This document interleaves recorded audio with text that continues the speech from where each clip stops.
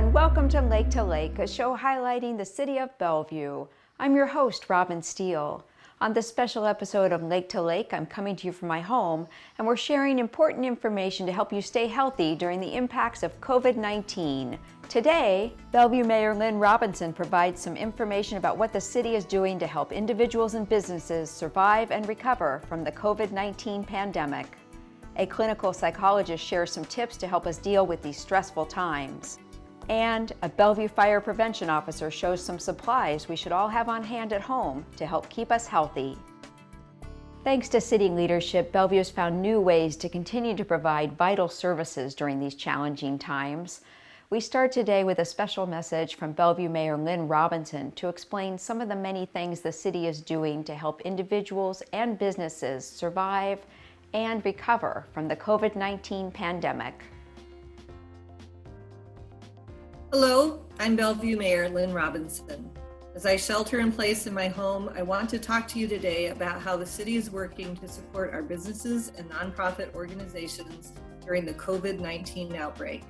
I also want to share what you can do to help your organization and your community through these unprecedented times. The actions we take now are important for the protection of our entire community as we work to fight COVID-19. I want to personally thank you all for doing what you can to follow the safety recommendations and measures that protect you and support those around you. I also want to let you know that Bellevue City staff and leaders are working hard to help in many ways. Our Emergency Operations Center is activated and coordinating response efforts. Our first responders have new protocols for their protection and those they serve. We've enacted new measures to assist with financial burdens. The Bellevue Utilities Department will not shut off business or residential water service for late payment during this crisis.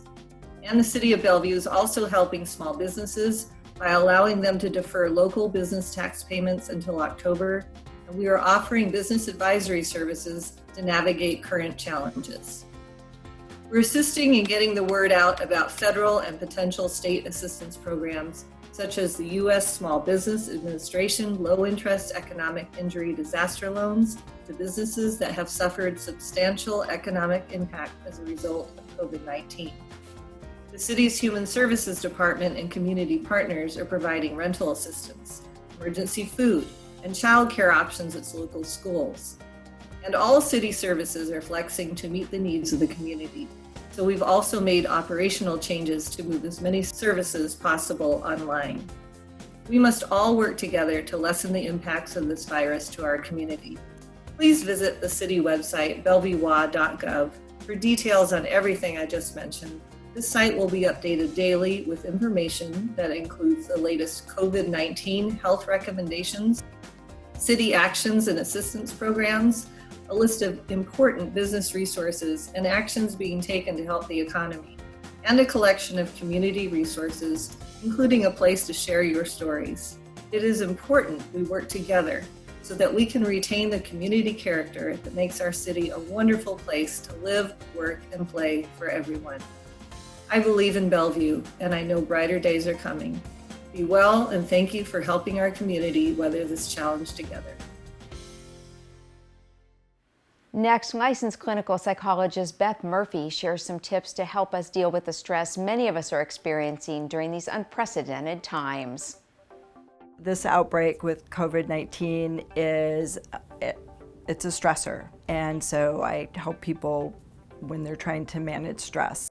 I think first and foremost is to maintain some sort of structure, trying to create a regular routine and maintain that. Finding kind of ways that you can still maintain your schedule in some sense. So you can work out at home, you can still prepare your meals at home, you can play games at home, you can work from home, but just kind of changing things up so you're not confined to one space, but you can, do your work in one space, but then move to another space to relax. From a mental health perspective, being aware of your own emotions, and I think a lot of this about mental health is just being aware of what you're feeling. And so it's useful to take a moment periodically throughout the day and just do a quick check-in. You take a deep breath, breathe from your diaphragm, so you expand your belly and your chest and really fill your lungs up, and then let it out, and then do a quick scan head to toe and just ask yourself, how am I doing? So it's normal to be anxious during this time, and that's actually okay. It sounds kind of simplistic, but practicing in the midst of all this some sort of like gratitude or affirmation or thankfulness, reminding yourself of what's going right in your life. Technology is great for maintaining some sort of connectivity. That's through phone calls, the Skype, Google Duo, FaceTime, however you can reach out and talk to other people. Think about how you can help other people. And I've noticed that there's nothing like a disaster to bring people together. So help other people, and helping actually makes you feel good. If you or someone you know is feeling overwhelmed by everything that's going on, there are places that you can get help. You can call 211.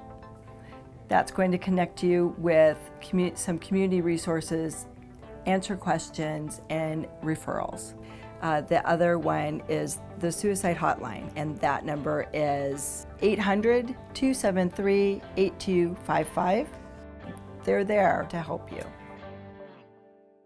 Now, Fire Prevention Officer Kyle Nelson shows us some supplies we should all have on hand as we comply with the governor's order to stay home and stay healthy.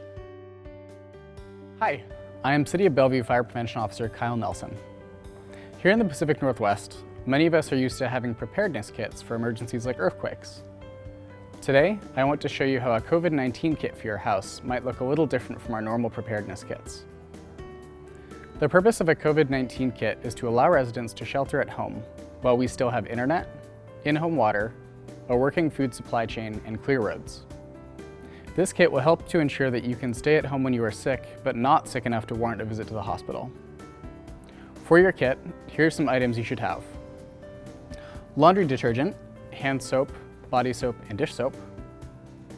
Normal cleaning products for your house that include bleach or other disinfectant.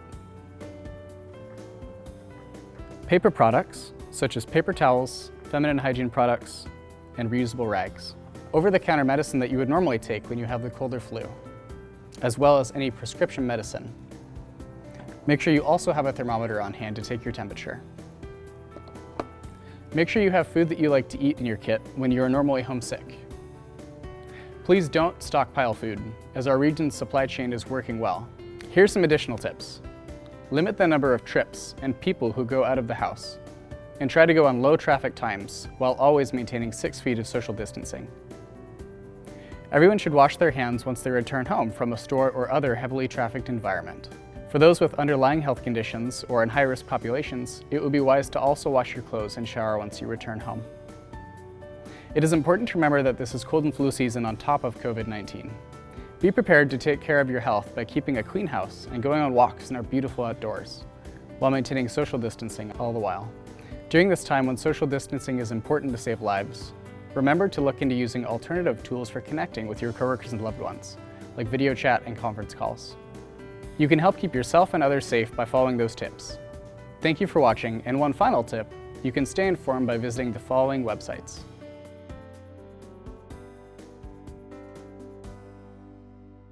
Thank you for joining us today on the special edition of Lake to Lake.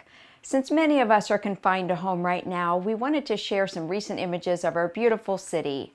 But first, if you have any feedback or questions for us, please email us anytime at btv@bellevuewa.gov. Also, be sure to subscribe to our YouTube channel to keep up with our latest video news and information. I'm Robin Steele. Stay safe and healthy, and we'll see you next time on Lake to Lake.